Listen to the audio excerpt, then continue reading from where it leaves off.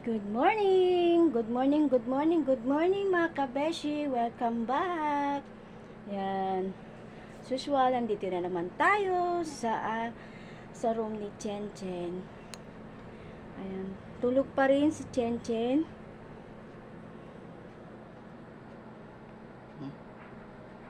Kita niya? Tulog pa. And then, ang gagawin ko ngayon, magtatabi. Lilinisin ko na naman yung bed niya dahil makalat.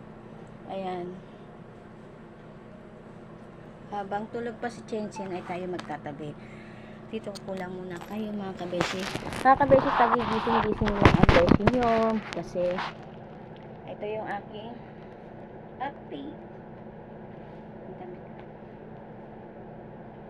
Diyan lang kayo mga kabeshi at tayo ay magtatabi ng bed ni Chen Chen.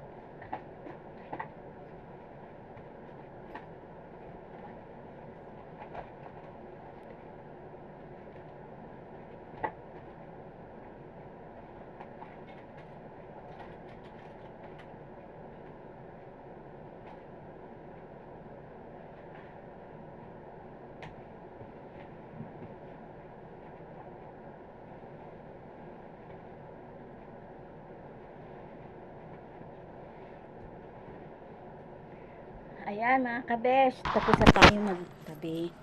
So, dito naman, itatabi natin yung mga saksakan. Kasi, para hindi nakakalat. Wala na kasing time yung kapatid ko magtabi dito sa kwarto nila. Kasi, dumarating yung kapatid kong babae. Mga alas 10 na yata, alas 11. Pagod na rin yun. Dati kasi may katulong sila. Kaso wala na. Wala na silang katulong dahil alam mo na, ang ibang katulong ay umaabuso. 'Di ba? Kaya sabi ng kapatid ko, ako na lang ang mag-aasikaso sa pamangkin ko. Kasi naman kumuha siya ng katulong. Kasi nai-stress din yung kapatid ko pag meron siyang kasambahay. 'Di ba? Tatabi lang natin 'to. Ayan oh. Tabi lang natin yung mga charger. Ayan. Kasi nakakalat mga kabeshi.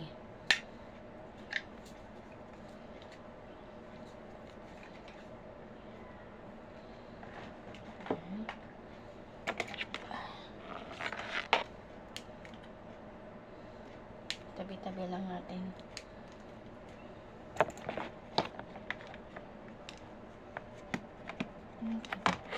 So, nakasaksak to. Hindi.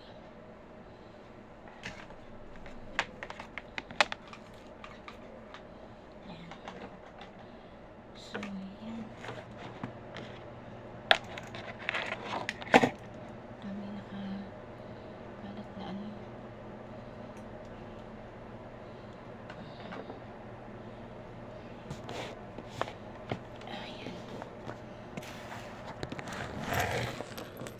So, yan.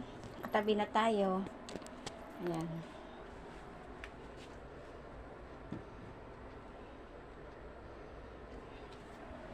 Malit lang kasi ang kwarto ng aking kapatid.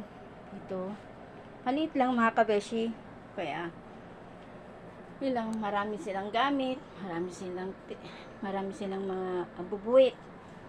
Yun. So, tayo ngayon ay uupo dito sa bed habang naghihintay ng magising si Chen Chen. Ayan. Tapos na ako dito. Tingnan nyo. Doon sa taas, maayos naman. Kasi doon natutulog yung kapatid niya. Yung kuya ni Chen Chen, dito siya. Lumilipat na siya dito sa bed. So ngayon tulog pa rin si Chen Chen. Mamaya ko pa yung gigisingin ng mga alas 9. Pero hindi ko na kayo dadalhin mga kabeshi sa baba para mag-asikaso kay Chen Chen dahil madalian na naman kami nito. Magpapakain sa kanya, papaligo, bibihis. And then pagkatapos nun, pupunta na naman ako sa bahay namin at magluluto ng pangtanghalian. Ganun lang ang gawain ng beshi ninyo. And then pagkatapos ako magluto, manonood na ako ng mga vlog, mga vlogger, mga sinusubaybayan kong vlog. Manonood na ako ng mga vlog na taga-Aranya, sila madam, sila madam Toots, yan. Pinapanood ko sila. Susway, ganun pa rin, paulit-ulit na lang tayo mga kabeshi dito ang aking ginagawa. Pasensya na kayo kung lagi na lang andito ako sa room ni Chen Chen.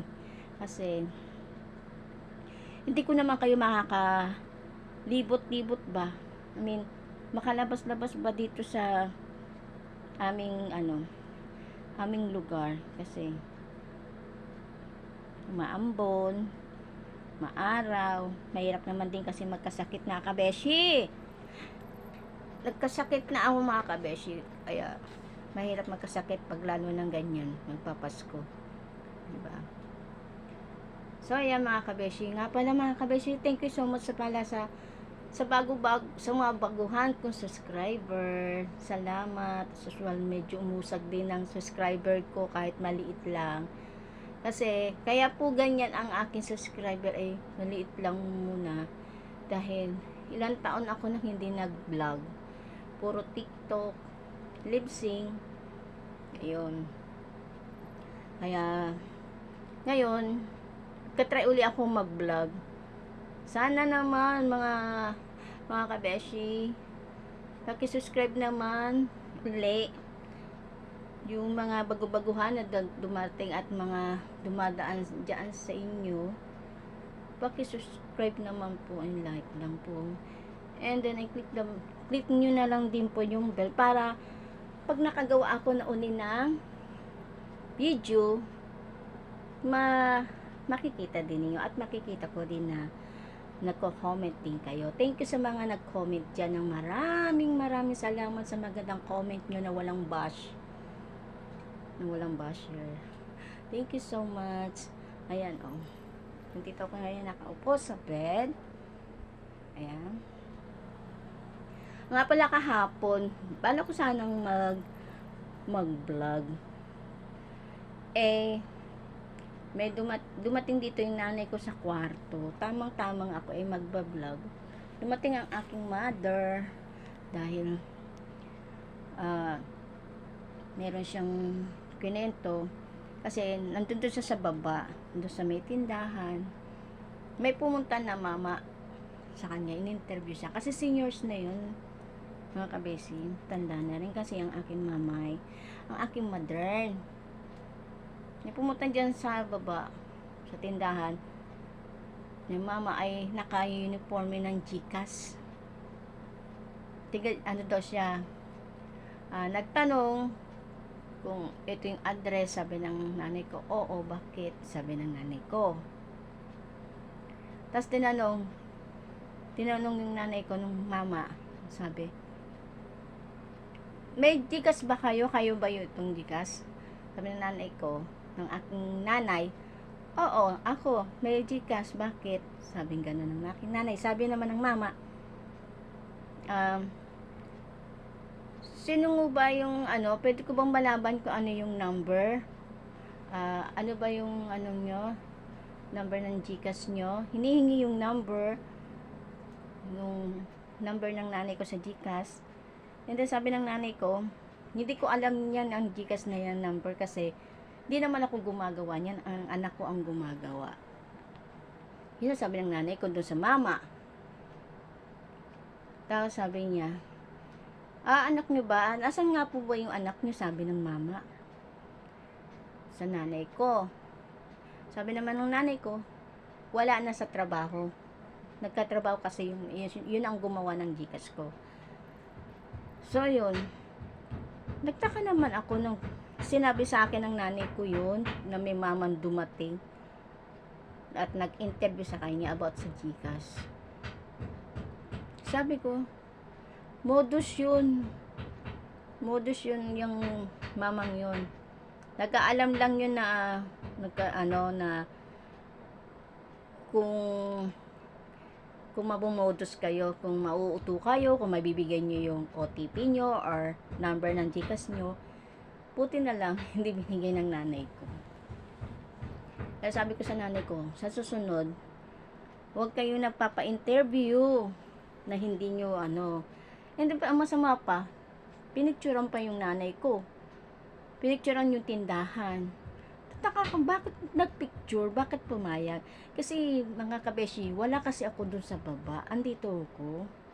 Hindi ko naman din i-expect na may darating na ganun. Tsaka ito naman din kasi mali ang aking mother. Hindi man lang kami tinawag. Kasi ando doon naman din asawa ko sa bahay. Malapit lang naman kasi ang bahay ko dito sa bahay nila Chinchinin. Nasa likod lang kami. Hindi niya tinawag yung asawa ko or ako man lang. Umakit na lang dito nanay ko, nagkikwento, tapos na. Sabi ko gano'n, asan na yung mama? Sabi ko sa nanay ko, wala na, umalis na. O diba? Kaya nakakapagtaka. Kaya sabi ko sa nanay ko, modus yun, kaya wag na wag kayo interview kung ano man yun, alamin kung ano yun. Diba? Ay, ang tatay ko kasi wala din. Tama-tama din kasi ang tatay ko na yun. Time na yun, umakit sa rooftop. Kasi may rooftop kami. Umakit sa rooftop dahil meron lang siyang inatid doon sa rooftop. Meron lang siyang dinala doon. Pagbalik niya dito sa baba, nabalitaan niya. Sabi ng tatay ko, kung anong kulang na may kausap yung nanay mo, yung mama na yun, ang tatay ko ang kakausap nun sa mama. So yun, nakakapagtaka lang mga kabesi, dapat bang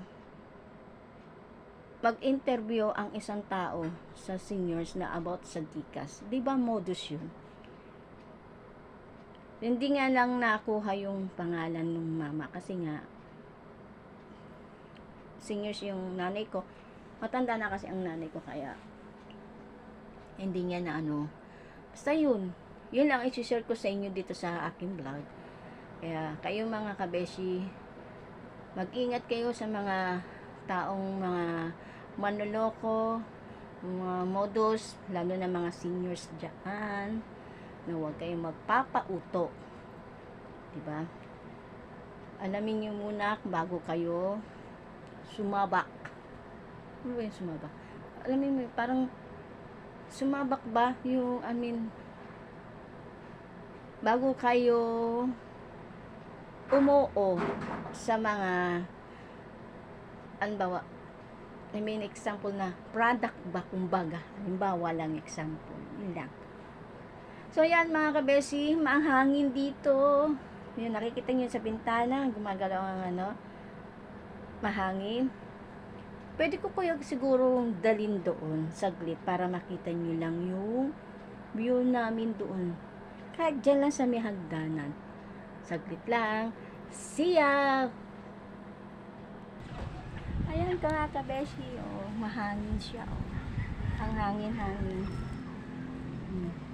Diba? Dito, marami din kalat yung aming terrace.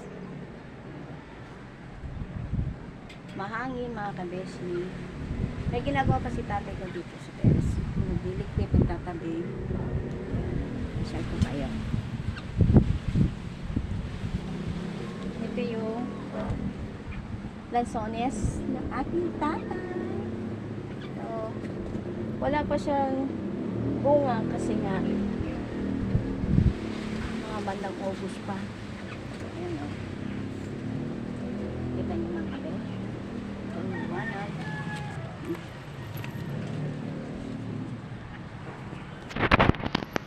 O, diba? Yun, rooftop. Di na tayo pupunta doon kasi mamaya gigisingin pa na si Chen. Diba? Lakas ang hangin mga kapes.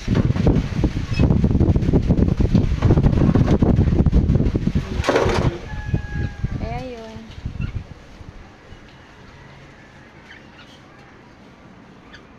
Babalik na tayo doon sa kwarto ni Chen Chen. Pinakita ko lang sa inyo yung ano namin. So, balik na tayo sa kwarto ni Chen Chen, mga kabeshi. Oy!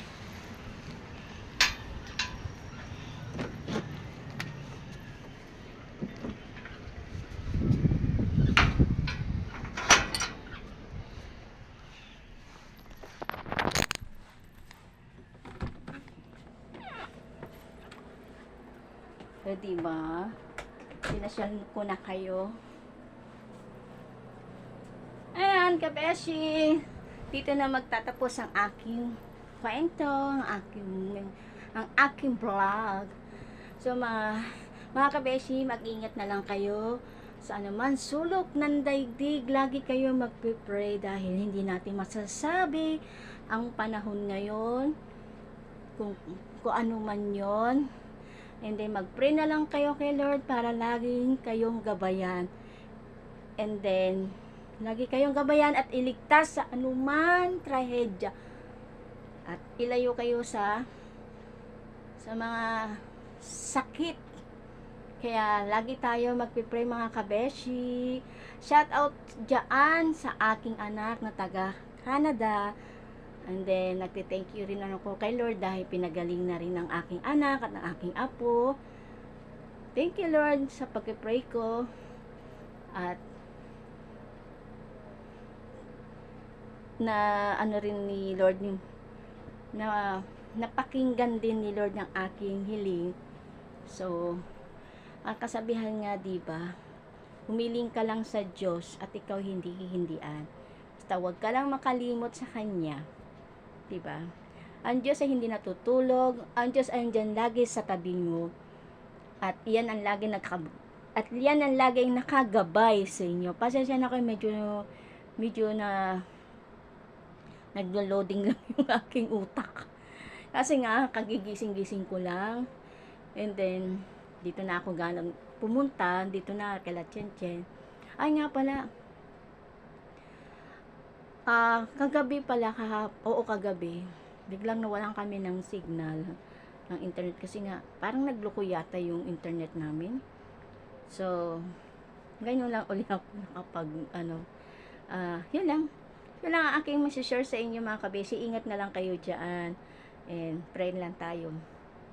More blessings sa inyo mga kabesi. Thank you so much sa mga baguhan subscribers, sa mga datihan dyan na naka-stay dyan sa aking vlog. Thank you so much. Lagi kayong gagabayan ni Lord and more the blessing and Merry Christmas sa inyo lahat mga kabeshi. Thank you so much. God bless.